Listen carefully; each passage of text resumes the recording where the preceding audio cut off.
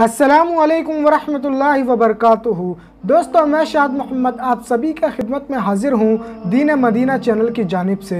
दोस्तों, आज आप सभी के लिए फ़कीर की बद्दुआ का बड़ा ही अजीबो गरीब वाक़या लेकर आया हूँ, जिसको सुनने के बाद आप हैरान रह जाएंगे कि जब एक फ़कीर ने बद्दुआ दी एक घमंडी औरत को, तो किस तरह से उस घमंडी औरत का पेट जो था वो फूलने लगा और उसके ऊपर ऐसा अजाब नाजिल हुआ कि फिर उसको दुनिया छोड़कर ही जाना पड़ गया। दोस्तों, आप सभी को बता दूं कि बताया जाता है कि सऊदी अरब के अंदर एक बहुत ही ज़्यादा घमंडी औरत रहा करती थी। उस औरत को अपनी दौलत के ऊपर बड़ा ही नाज था। वो गरीबों को देखना बिल्कुल भी पसंद नहीं किया करती थी। ऐसे में एक दिन की बात है कि एक फ़कीर जो था वो उसके दरवाजे पर आता है और उसके दरवाजे पर आने के बाद ये सदा लगाने लगता है कि मैं भूखा हूँ और प्यासा हूँ, कई दिनों से मैंने कुछ नहीं खाया। ऐसे में अगर घर में कुछ मौजूद है तो मुझे लाकर दे दो, ताकि मैं उसे खाकर अपनी भूख और प्यास मिटा सकूं। दोस्तों, आप सभी को बता दूं कि उस वक्त घर के अंदर उस घर की मालिकिन जो थी, जो कि बड़ी ही घमंडी थी, वो मौजूद थी। उसने अपनी नौकरानी से यह बात कही कि फ़कीर को जाकर ये बात कह दो कि फ़ौरन ही यहाँ से चला जाए, मैं फ़कीरों को देखना बिल्कुल पसंद नहीं करती।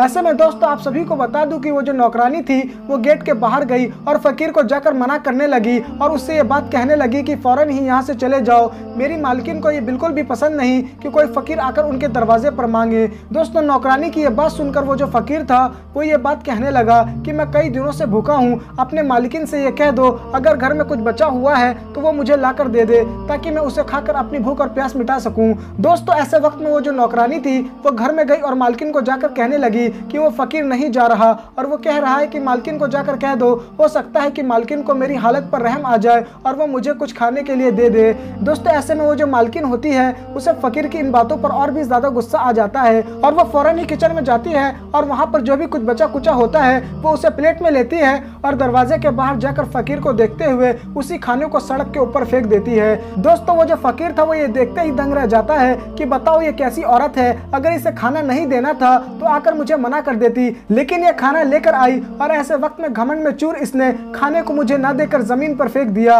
यकीनन इसने खाने की बेअदबी की है, अगर मुझे खाना नहीं देना था तो मना कर देती, मैं चुपचाप यहाँ से चला जाता। दोस्तों, ऐसे वक्त में वो जो फ़कीर था वो उस मालकिन से कहने लगा कि अगर सच में तुम्हें खाना नहीं देना था तो तुम मुझे मना कर देती, लेकिन इस तरह से मुझे खाना दिखाने के बाद मेरे सामने ही खाने को क्यों सड़क पर फेंक दिया? ये तुमने अच्छा नहीं किया, ये तुमने खाने की बेअदबी की है। इसी खाने के लिए मैं दर बदर भटक रहा हूँ, मैं लोगों के आगे हाथ फैला रहा हूँ, तुमने उस खाने को ऐसा ही ज़ाया कर दिया, यकीनन तुम पर अल्लाह का अजाब नाजिल होगा। ऐसे में दोस्तों, वो फ़कीर उस औरत को बद्दुआएं देता हुआ रोते हुए आंसुओं के साथ वहाँ से चला गया। ऐसे में ये जो मालकिन थी, जो कि बड़ी घमंडी औरत थी, इसे जरा सा भी इस बात की परवाह नहीं थी कि फ़कीर ने उसे बद्दुआ दे दी है। वो फिर घर में दाखिल हुई, लेकिन तभी अचानक उसके पेट में हल्का सा दर्द शुरू हो गया। लेकिन वो सोचने लगी कि अचानक ही मेरे पेट में क्यों दर्द शुरू हो गया है। लेकिन उसने जो भी घर में दवाइयाँ रखी हुई थी उन दवाइयों को लिया और दवाइयाँ लेने के बाद उन दवाइयों को खा लिया। ऐसे में दोस्तों, आराम होने के बजाय उसका दर्द और तकलीफ जो था वो और भी ज्यादा बढ़ने लगा।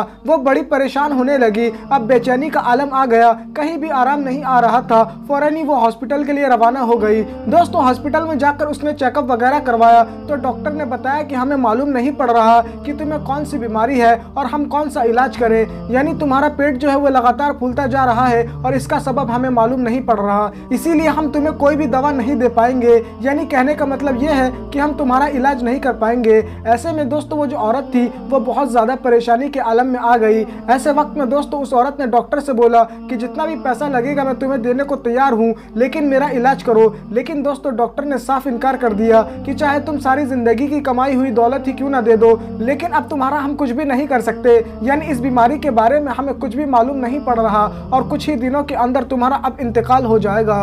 दोस्तों, उस औरत ने हर जगह तलाश किया जहां वह इलाज करवा सकती थी, उसने वहां इलाज करवाया, लेकिन कहीं भी असर देखने को ना मिला, कहीं भी फायदा नहीं हुआ। दोस्तों, अब उस औरत का पेट इतना ज्यादा फूल गया कि अब उससे उसकी मौत भी हो सकती थी। ऐसे में वो घमंडी औरत सोचने लगी कि मैंने ऐसी कौन सी गलती कर दी है कि जिसकी मुझे सजा मिल रही है। ऐसे में तभी उस औरत को ये याद आया कि मैंने एक गलती की थी, यानी मैंने एक फ़कीर को खाने के लिए तरसाया था, उसके सामने ही मैंने उसे खाना देने के बजाय उस खाने को रोड पर फेंक दिया था और जिससे फ़कीर नाराज़ हो गया था और रोते हुए आंसू के साथ उस फकीर ने मुझे बद्दुआएं दी थी। जरूर उसी फकीर की बद्दुआओं का असर है कि आज मेरी ये हालत है।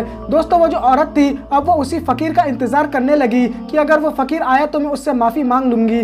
लेकिन दोस्तों वो जो फकीर था वो उसके बाद कभी भी नज़र नहीं आया।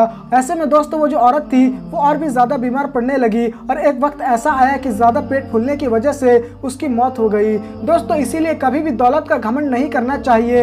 अगर कोई साहिल आपके दरवाजे पर आता है तो उसकी ज़्यादा से ज़्यादा मदद करें, क्योंकि दोस्तों ये जो दौलत है वो सिर्फ और सिर्फ दुनिया ही में रह जाएगी, यानी वो आखिरत में आपके साथ नहीं जाने वाली। इसीलिए उस दौलत को गरीब और यतीमों में बांट कर अपने लिए आखिरत के लिए नेकियां जमा कर लीजिए। दोस्तों अगर आप किसी मजबूर की मदद करते हैं तो उसकी दुआएं आपको आखिरत में काम आएगी। दोस्तों उस घमंडी औरत की तमाम जो दौलत थी वो धरी की धरी रह गई। पैसे का घमंड कभी भी नहीं करना चाहिए, दौलत का घमंड कभी नहीं करना चाहिए और गरीब यतीम और मजबूरों की बद्दुआ कभी नहीं लेनी चाहिए, क्योंकि दोस्तों इस दुनिया में हमारे पास जो भी कुछ है वो हमारा नहीं है, वो सारा का सारा अल्लाह ताला का है। दोस्तों अल्लाह ताला फरमाता है कि खजूर के बीज का जो छिलका होता है वो भी हमारा नहीं। तो दोस्तों मुझे उम्मीद है कि आपको मेरी ये बात समझ में आ गई होगी और अगर आपको ये वीडियो पसंद आई है तो इस वीडियो को लाइक कीजिए और इस वीडियो को ज़्यादा से ज़्यादा शेयर कीजिए। तो दोस्तों आज के लिए बस इतना ही, जब तक के लिए खुदा।